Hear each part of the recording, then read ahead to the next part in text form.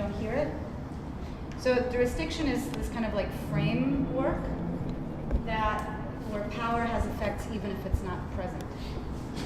That's one of the aspects of jurisdiction. So I thought I would do just like an analogous exercise that in my mind is helpful for starting the process of thinking about jurisdiction. It might also be helpful for the horizon of silence thing. So that is, I'm going to sing a little melody, and then I'm going to sing it without omitting the tonal key, so that we don't hear it, but that we're listening for the horizon of silence in that absence. Does that make sense? In the absence of the tonal key. So here's my song, and maybe everybody else can offer a different song. Da da da da da da da da da da da da da. The tonal key here is da, or the tonal root of the melody, the first sound. Everything else is sort of structured in relation to that. Does that make sense? Am I right in this? About melodies played in key? I would say the last tone that you sang. The last one? Yeah. Oh, interesting. Okay, so I'm going to sing it first without the first one a couple times, and I'm going to sing it without the last one a couple times. Okay. So I'm omitting these two things. Okay. Da da da da da da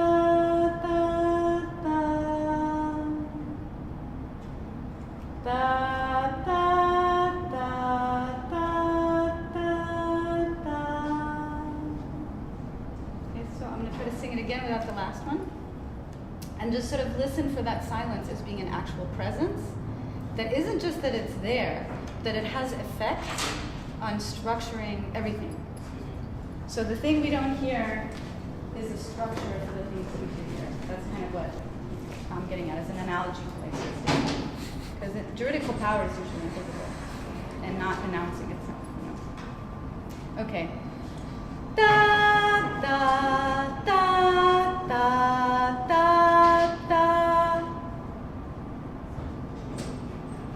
Da da da da da da.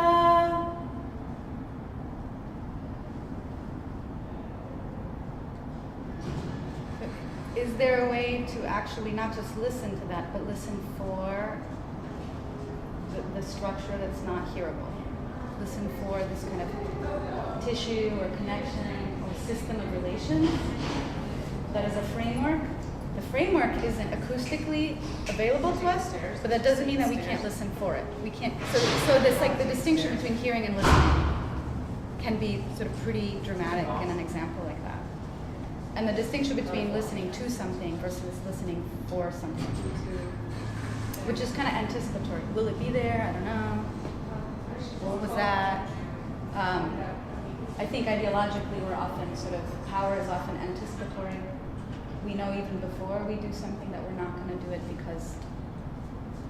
because we can bear the consequences of it, right? The jurisdiction is like, I wake up, I'm born, and it's there, you know. It's a black box that I can't see as a system, as a process. Even though it is a constructed system and process, there's nothing objectively absolute about it. Does that make sense? Does that say that it's not sort of on some like very fundamental way socially produced by a very social Yeah. being? But So it's produced, but it's continuously being produced again. The production of it isn't finished. Jurisdiction is this kind of production that presents itself as done. It's like that horizon that's like, I'm here, I'm done, right? New York is this. The United States is these boundaries. As though it was always this way. As though these things are not changeable, right? So this kind of notion of the black box of power is that this form of power, which is juridical, says, okay, so it was produced historically, but now the process of production is done. There's Bruno Latour has this wonderful book where he talks about the colonial project as a kind of making of knowledge, and the first colonial expeditions that are about bringing back from the colonies, resources and human power. But it's also bringing back information to the center of accumulation where a map is produced. And that map is a process of social construction where you're trying to imagine and fix this distant space in order to act on it. In order for the next expedition, you know what to do, right? And when the map is finished, the map stands as this closed objective thing. What we lose is that the map itself is a process of construction. So the map, he talks about the map as this dangerous object because the image hides the conditions of its own making. That the knowledge about this territory is actually a political process that's constructed, but the map as an image sort of puts that whole process in a black box. It hides it, it's like a screen.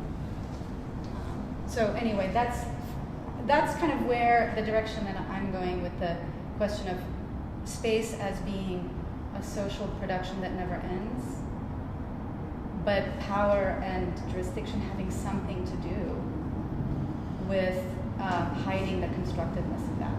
So the jurisdiction of something that we could call domestic space or domesticity over the female body is still very powerful because it still asserts that the woman belongs in the home and that the notion of home and the notion of this natural inhabitant of the home are produced together. So this kind of subject and this kind of physical space. And when it reinforces itself, it presents itself as natural, as well, this is how it is. It's not something that's always, so you can't see it as contested, If you can see space as always being produced, you can also see it as contestable. You can struggle for space, for power over space. But when space presents itself as this sort of opaque, finished thing, it's very difficult to sort of engage with it in terms of contestation. And are there any examples that you would give of sort of presentations of finished and contestable space or jurisdiction? Or maybe now in the present day? Well, in terms of serious political contestation, I'm thinking about the Zapatistas, the sort of notion of this very small regional group that, they're going to kind of redefine the space of their lives in a way that's sort of not available to global power.